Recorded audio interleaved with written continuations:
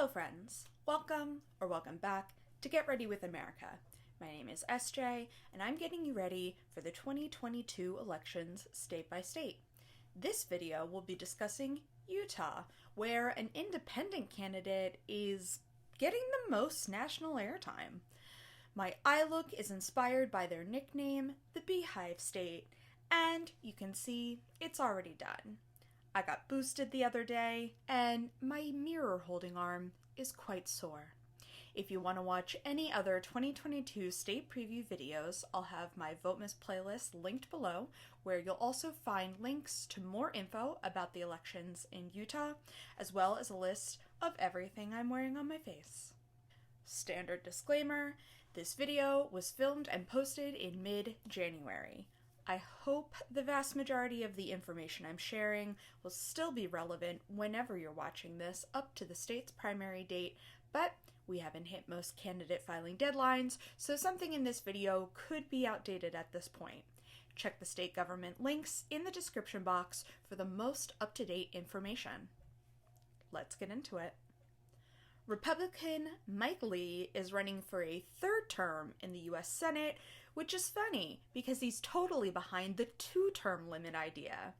He has several Republican challengers, less because he's done anything wrong and more because, honestly, they could do better.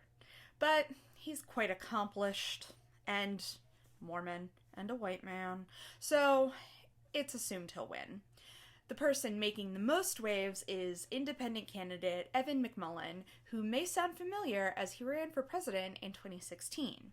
He's running specifically as an independent to create a larger coalition between Republicans who hate Lee, Democrats who are in the minority of voters, and any other voters. He's done lots of press and gives a very compelling argument for this strategy, so check him out if you're looking for another candidate to support and are okay going outside the confines of your adopted political party.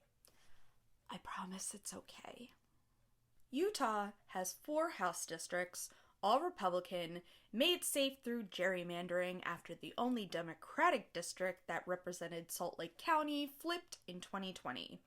Now the county is part of 3 different districts. Correction, all 4 districts. Lols. Diluting the Democratic vote. Great stuff.